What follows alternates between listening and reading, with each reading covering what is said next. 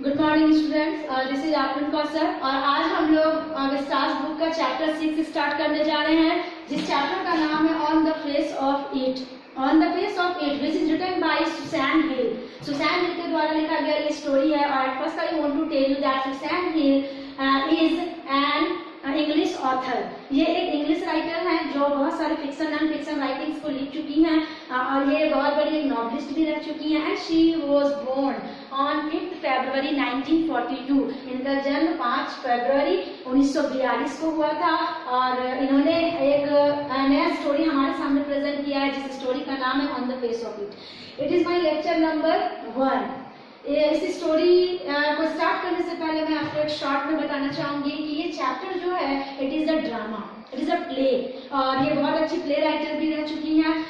ये on the face of it एक drama के रूप में रिप्रेजेंट कर रही हैं और आप लोगों को अच्छे से पता है कि व्हाट इज ड्रामा। ड्रामा एक ऐसा राइटिंग होता है जिसमें डिफरेंट कैरेक्टर्स होते हैं, स्टेज सेटिंग होता है, स्टेज डेकोरेशन होता है, प्लॉट्स होते हैं, कैरेक्टर्स होते हैं, डायलॉग्स होते हैं। There are some characteristics features of a drama और वो सारे कुछ इसमें रिप्रेजेंट किए गए हैं।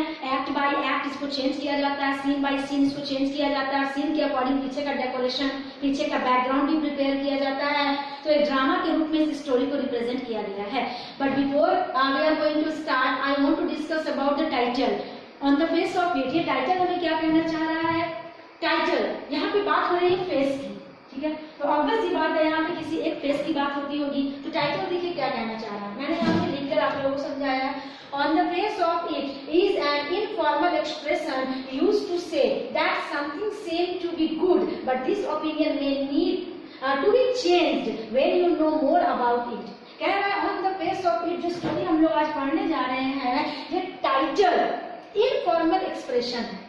ये फॉर्मल एक्सप्रेशन नहीं, ये इनफॉर्मल एक्सप्रेशन को रिप्रेजेंट कर रहा है जिसके द्वारा हमें ये कहा जा रहा है कि something seem to be good. कुछ कुछ चीजें होती हैं जो देखने में अच्छी लगती हैं बट हमारा उसके प्रति जो ओपिनियन है वो चेंज हो सकता है जब हम लोग उसके बारे में और डिटेल में जानेंगे।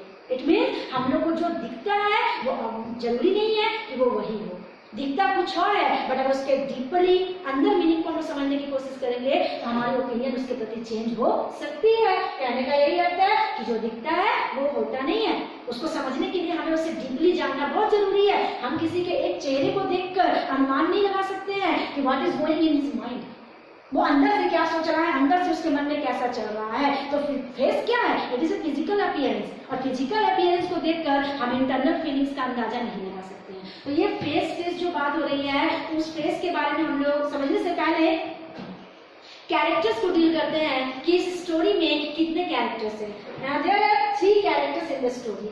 इस कहानी में 3 कैरेक्टर दिखाए गए हैं, ठीक है? तो पहला जो कैरेक्टर है उनका नाम है डेरी और ये बहुत ही इंपॉर्टेंट कैरेक्टर है। डेरी कौन है? He is a boy of 14। Dairy एक 14 साल का लड़का है। He is a young boy, एक छोटा लड़का है 14 इयर्स का। मान लीजिए क्वेश्चन पूछ देगा कि डेरी कितने साल का बच्चा है, तो आप बता सकते हो he was 14 years old with a burned face. Dairy वो लड़का है जिसका चेहरा जला हुआ है। अभी मैंने आप लोगों को वहां पे फेस के बारे में डिस्कस किया था कि ये फेस जो बात हो रही है क्या है, तो ये डेरी के ही फेस पे इस कहानी को लिखा गया है। डेरी के फेस को ही पॉइंट आउट करते हुए इस स्टोरी को रिप्रेजेंट किया गया है क्योंकि डेरी का जो चेहरा है वो जला हुआ है। अब आप लोग बोलोगे मैम कैसे? तो one side of his face was totally burned with acid. Acid से इसका चेहरा जल गया है और उसके पूरे एक साइड के चेहरे को पूरी तरह से खराब कर चुका है। तो डेरी जो है वो 14 इयर्स ओल्ड बॉय है जिसका हाफ फेस बर्न्ड है।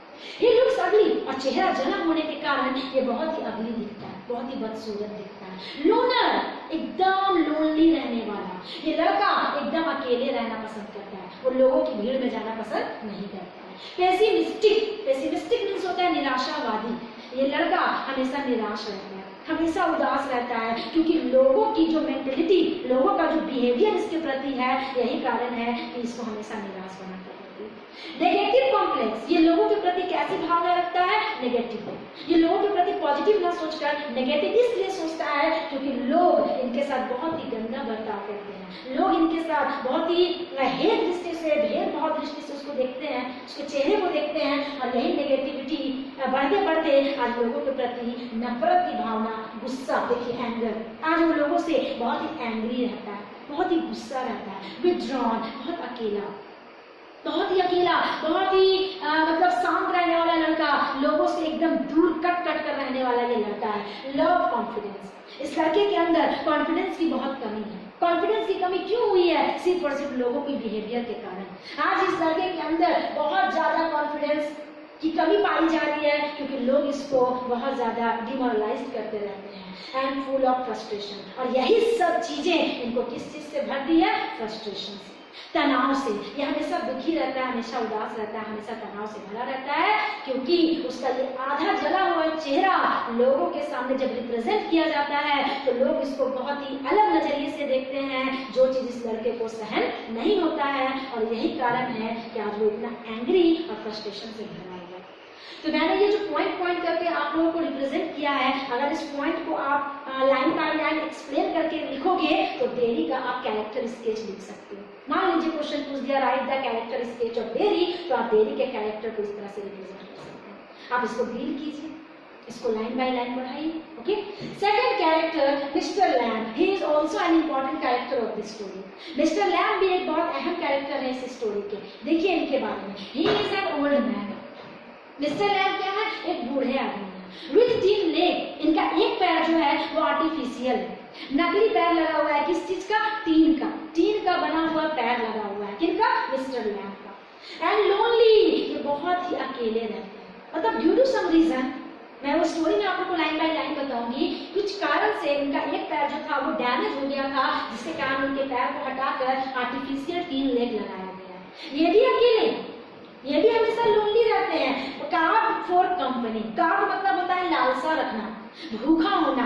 ये हमेशा लोगों की कंपनी के भूखे हैं। कब लोग हमारे पास आए, हमसे बातें करें, हमसे गप करें, इस चीज के हमेशा ये भूखे हैं। देखिए दोनों में कितनी अपोजिटनेस दिख रहा है। ये यंग बॉय है, ये ओल्ड मैन है। इनके साथ भी फिजिकल डिसेबिलिटी है, इनके साथ भी फिजिकल डिसेबिलिटी है।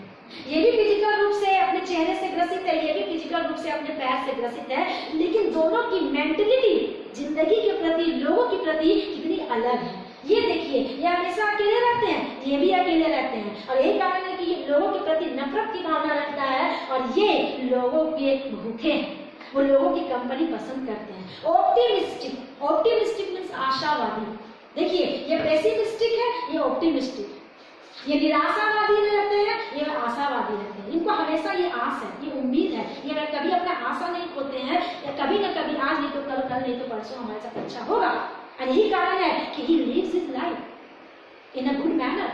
ये अपने लाइफ को बहुत अच्छे तरीके से जी रहे हैं। लवर ऑफ नेचर, लोग नहीं मिलते हैं, लोग नहीं बात करते हैं, कोई बात नहीं, इन्होंने किससे प्यार कर लिया? प्रकृति से प्यार कर लिया। He is the lover of nature, और यही कारण है कि इन्होंने अपना एक बहुत बड़ा गार्डन बनाया है, और उसी गार्डन में ये रहते हैं। फूल, पत्ती, फ्रूट्स, फ्लावर्स, इन सारी चीजें, बर्ड्स चिर्पिंग, सारी चीजों की आवाज को सुनकर ये आराम से उस नेचर की ब्यूटी को फील करते हैं और अपने लाइफ को जी रहे हैं। सो सर, ये बहुत ही सामाजिक इंसान है, ये लोगों के साथ मिलजुल कर रहना पसंद करते हैं एंड ऑलवेज हेल्पफुल। भले इनके पैर डैमेज है, बट लोगों की मदद करने के लिए ये ऑलवेज रेडी रहते हैं। And didn't mind children calling him Lammy lamb. और देखिए सबसे बड़ी बात कि ये जब भी बाहर गली वली में जाते हैं तो अगल बगल के बच्चे क्या कह के उनको टीच करते हैं, क्या कह के उनको चिढ़ाते हैं? Lamey Lamb. तो Lamb was his name, Lamb तो इनका नाम है, लेकिन आगे लगा दिया लेमी। लेम मीन्स होता है लंगड़ा, लंगड़ा लैम्ब, लंगड़ा Lamb, Lamey Lamb, Lamey Lamb. और लेमी लैम्ब चिढ़ाने के बावजूद भी mister Lamb didn't mind at all. Mister Lamb इन बातों को माइंड नहीं करते हैं, तो इस चीज का भी फर्क ही नहीं पड़ा इनको कि लोग मेरे बारे में क्या सोचते हैं। मैं अपने लाइफ को जी रहा हूँ। बच्चे हैं, आज बोल रहे, कल बोल रहे, परसों थक जाएंगे, और इस प्रकार ये अपने लाइफ को, मतलब ये लाइफ को काट रहा है और ये एक लाइफ को जी रहा है। एक होता है जिंदगी काटना, एक होता है जिंदगी जीना। दोनों में कितना डिफरेंस है देखिए। फिजिकल रूप से दोनों डिसेबल है, दोनों के अंदर शारीरिक कमी है, दोनों के अंदर शारीरिक रूप से विकलांगता है, लेकिन फिर भी दोनों की जिंदगी जीने का नजरिया बिल्कुल अलग है। ये पेसिमिस्टिक है, ये ऑप्टिमिस्टिक है। So it is the introduction of this story. कहानी का इंट्रोडक्शन आज हम लोग थोड़ा सा देख लेते हैं।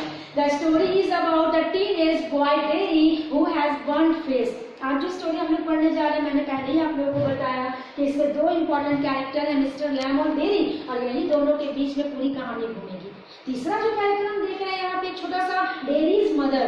डेयरी की मदर का वैसा कोई सीन नहीं है, सीन 2 में थोड़ा सा उनका डिस्कशन किया गया है। बाकी ओवरऑल जो स्टोरी है वो मिस्टर लैम और डेयरी के बीच घूम रही है। देखिए ये स्टोरी किसके बारे में लिखी गई है, एक teen age boy, teen age मतलब 13, 14, 15, 16, 17 जिसमें टीन आता है, तो टीन एज बॉय डेयरी के बारे में स्टोरी लिखा गया है, जिनका एक जला हुआ चेहरा है। डेयरी का चेहरा जला हुआ है and Mr Lamb who is a disable old man, और मिस्टर लैम जो है वो बहुत ही डिसेबल मतलब विकलांग, ये भी विकलांग है और साथ ही साथ बूढ़े हैं। yes? क्या इनके साथ प्रॉब्लम है, विद एन आर्टिफिशियल लेग, इनका एक पैर जो है वो आर्टिफिशियल है, नकली पैर लगा हुआ है, इनका चेहरा जला हुआ है, इनके पैर टीन आर्टिफिशियल है, that was made up of tin, इनका पैर किस चीज का बना हुआ है, टीन लेग लगा हुआ है। पैर किसी कारणवश अगर बॉम्ब ब्लास्टिंग में इनका पैर जख्मी हो गया था तो उनके पैर को हटाकर टीन दिया। दोनों की फिजिकल डिसेबिलिटी को पहले दिखा दिया गया। Now dairy accidentally enters his garden, dairy क्या हुआ, एक दिन छुपते छुपाते, आप एक्सीडेंटली कह सकते हो, सडनली कह सकते हो, किसके गार्डन में एंटर कर गए, मिस्टर लैम के गार्डन में एंटर कर गए। डेयरी एंटर तो कर गए, क्यों वो छुपते छुपाते एंटर किए, so that he can hide himself from people who hates him because of his ugly face. Yes, इसलिए वो छुपते छुपाते एंटर किए क्योंकि वो लोगों का सामना नहीं करना चाहता है, वो लोगों से हाइड होकर छुप कर इधर उधर भाग रहा होता है, कारण बिकॉज ही हेट्स पीपल, ये लोगों से नफरत करता है। इसके पीछे भी रीजन है, because of his ugly face, उसका ये जला हुआ चेहरा, उसका ये बदसूरत चेहरा, आज उसका चेहरा जला हुआ है जिसके कारण लोग उसके चेहरे के बारे में तरह तरह की बातें करते हैं, जिस चीज को डेयरी टॉलरेट नहीं कर पाता है। डेयरी को लगता है कि मैं लोगों के सामने जाता हूँ तभी ना लोग मेरे बारे में चर्चा करते हैं, अगर मैं लोगों के पास नहीं जाऊंगा तो लोग मेरे बारे में डिस्कशन करना बंद कर देंगे, और इस तरह से लोगों से वो कटते कटते, लोगों से दूर हटते हटते आज वो बिल्कुल अलोन हो चुका है। आज वो अकेला रहना पसंद करता है, लेकिन लोगों की कंपनी के बीच में जाना पसंद नहीं करता है। वो लोगों के साथ बिल्कुल मतलब लोगों का भेदभाव वाली भावना उसके मन में लोगों के प्रति क्या कर दिया है, एंगर की भावना पैदा कर दिया है। So, Mr. Lamb encourages him to lead a normal life. अब मिस्टर लैम से जब मिलेंगे डेयरी, तो मिस्टर लैम ही वो इंसान है जो डेयरी को इनकरेज करेंगे, उसके करेज को बढ़ाएंगे, उसके साहस को बढ़ाएंगे कि तुम भी एक नॉर्मल लाइफ जी सकते हो। तुम्हारा सिर्फ चेहरा जला है, अदरवाइज तुम्हारा पूरा शरीर सही है, तुम्हारे पास 2 हाथ है, 2 पैर है, सोचने समझने के लिए दिमाग है, तुम्हारे पास बोलने के लिए टंग है, तुम्हारे पास किस चीज की कमी है जो तुम लोगों से इतना दूर हट रहे हो। तुम्हारे पास भगवान ने सब कुछ दिया है सिवाय एक चेहरे के, तो चेहरे के सहारे नहीं जिया जा सकता है। तुम अपने इंटरनल ब्यूटी को आगे करो, तुम्हारा आउटर ब्यूटी अपने आप अच्छा हो जाएगा। Inner beauty is more important then physical beauty. तुम ऊपर से कैसे दिखते हो डजंट मैटर, तुम अपने कर्म से अच्छे बनो तो तुम औरों से बेहतर करके दिखा सकते हो। और इस नेगेटिविटी को पॉजिटिविटी में बदलने के लिए मिस्टर लैम ने ढेरों एग्जाम्पल दिए डेयरी को, कि बहुत सारे ऐसे चीज हैं जहाँ पे हम नेगेटिव को इग्नोर करके पॉजिटिव माइंड से लाइफ को जी सकते हैं। और यही सारी बातें मिस्टर लैम की बातें, मिस्टर लैम भी फिजिकल डिसेबल है लेकिन उन्होंने भी अपने लाइफ को अच्छे तरीके से जिया, तो वो उसी तरह से डेयरी को भी इनकरेज कर रहे हैं, तुम जिंदगी काटो नहीं, जिंदगी जियो, तुम्हारे पास अभी पूरा होल लाइफ पड़ा हुआ है। और यही सारी बातें, मिस्टर लैम की बातें डेयरी को प्रभावित करती हैं।